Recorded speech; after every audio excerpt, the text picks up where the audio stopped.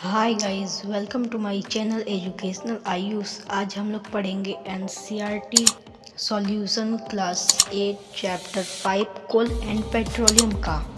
तो वीडियो को स्टार्ट करने से पहले आप मेरे चैनल को लाइक कर दें, सब्सक्राइब कर दें, शेयर कर दें और बेल आइकन को दबाना ना भूलें। तो चलिए वीडियो को स्टार्ट करते हैं। तो फ्रेंड्स, सबसे पहला क्वेश्चन है, What are the advantages of using CNG and LPG as fuels? यानी कि जो CNG गैस और LPG गैस है उसे फ्यूल्स में यूज़ करने के क्या फ़ायदे हैं? तो इसका आंसर होगा the advantages of compressed natural gas CNG and liquefied petroleum gas LPG are. यानी कि CNG का फुल फॉर्म होता है compressed नेचुरल गैस और LPG का फुल फॉर्म होता है लिक्विफाइड पेट्रोलियम गैस। तो इन सबको फ्यूल के फॉर्म में यूज़ करने के फ़ायदे हैं वो निम्न हैं। पहला है they can be burned easily, यानी कि वे आसानी से जल जाते हैं। They can be transported easily through pipelines, ये आसानी से ट्रांसपोर्ट हो जाते हैं पाइपलाइंस के through.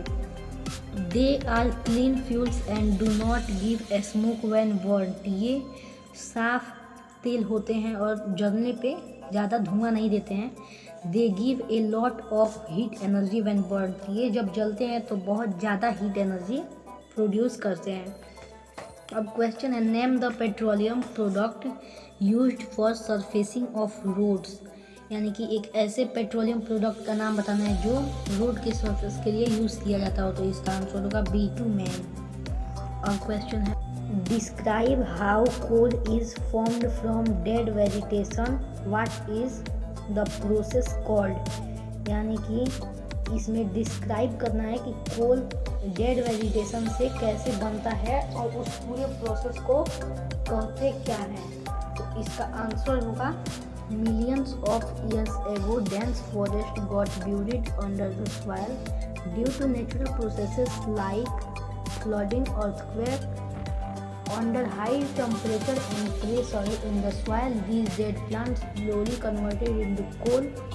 This process of formation of coal from dead vegetation is called carbonization, यानी कि बहुत साल पहले घने जंगल जो थे वो मिट्टी के अंदर दब गए नेचुरल प्रोसेसेस के द्वारा, जैसे फ्लडिंग हो गया, अर्थक्वेक आया और सारे जो जंगल थे मिट्टी में चले गए और ज़मीन के अंदर हाई टेम्परेचर हाई प्रेशर के दौरान ये कोल में कन्वर्ट हो गए और इस पूरे प्रोसेस को कार्बनाइजेशन कहा जाता है। अब क्वेश्चन है, फिल इन द ब्लैंक्स। तो पहला है, fossil fuels are blank blank and blank. तो fossil fuels are coal, petroleum and natural gas. B number है, process of separation of different constituents from petroleum is called, यानी कि petroleum के different constituents को अलग अलग करने के प्रोसेस को क्या कहते हैं। तो इसमें आंसर होगा रिफाइनिंग कहते हैं। अब क्वेश्चन है, least polluting fuel for vehicle is, सबसे कम पॉल्यूटिंग फ्यूल कौन सा है व्हीकल्स के लिए। तो इसमें होगा कंप्रेस्ड नेचुरल गैस या CNG। अब क्वेश्चन है, टिक ट्रू और false against the following statements. इसमें ट्रू और फॉल्स लिखना है स्टेटमेंट्स के सामने। तो पहला स्टेटमेंट है, fossil fuels can be made in the laboratory, fossil fuels laboratory में बनाए जा सकते हैं। तो इसमें होगा फॉल्स। अब है, CNG is more polluting fuel then petrol, CNG petrol से ज़्यादा पॉल्यूशन फैलाता है। तो ये भी फॉल्स यानी कि गलत है। अब है, Coke is almost pure form of carbon. तो ये हमारा ट्रू है। अगर आपने नोट्स पढ़ा हुआ तो उसमें ये सब दिया गया है, लिंक डिस्क्रिप्शन में दे दिया गया है इस चैप्टर के नोट्स का, आप लोग देख लीजिएगा। अब है, coal tar is a mixture of various substance. Coal tar various substance यानी कि कई सारे सब्सटेंस का मिक्सचर होता है। तो ये स्टेटमेंट ट्रू है। अब है, kerosene is not a fossil fuel, kerosene एक फॉसिल फ्यूल नहीं है। तो ये स्टेटमेंट गलत है। केरोसिन फॉसिल फ्यूल होता है। अब क्वेश्चन है, explain why fossil fuels are exhaustible natural resource. Explain कीजिए कि fossil fuel exhaustible natural resource क्यों है। तो आंसर होगा, the process of formation of fossil fuels requires millions of years. Dead vegetation and animals that get buried deep into the earth require high temperature and high pressure for the formation of fossil fuels, which cannot be done in the laboratory. Thus, the fossil fuels are limited. Therefore, the use of fossil fuels at a rapid rate will lead to their exhaustion.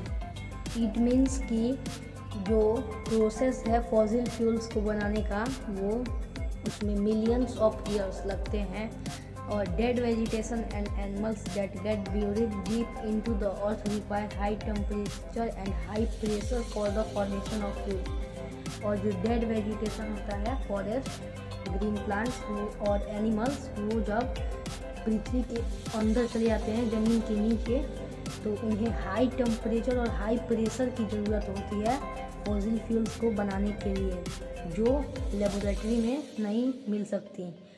इसलिए fossil fuels limited होते हैं।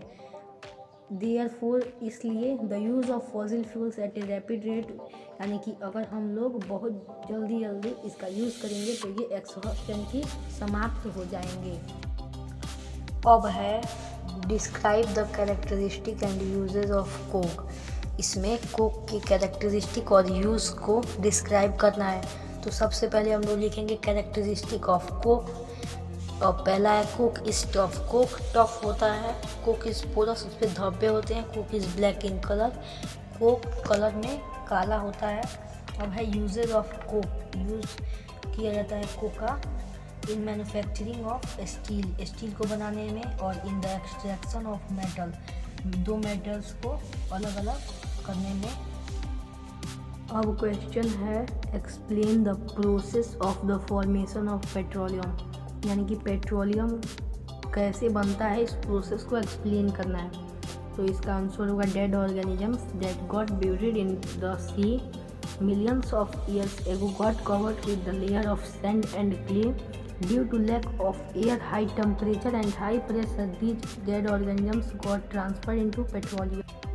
यानी कि जो सी animals के, जो मर के, जो सेटल हो गए नीचे सी के, और धीरे धीरे वो उस पर मिट्टी से, उसके ऊपर मिट्टी और बालू आते गया, और बिना हवा के और हाई टेम्परेचर और हाई प्रेशर से ये सभी पेट्रोलियम में चेंज हो गए।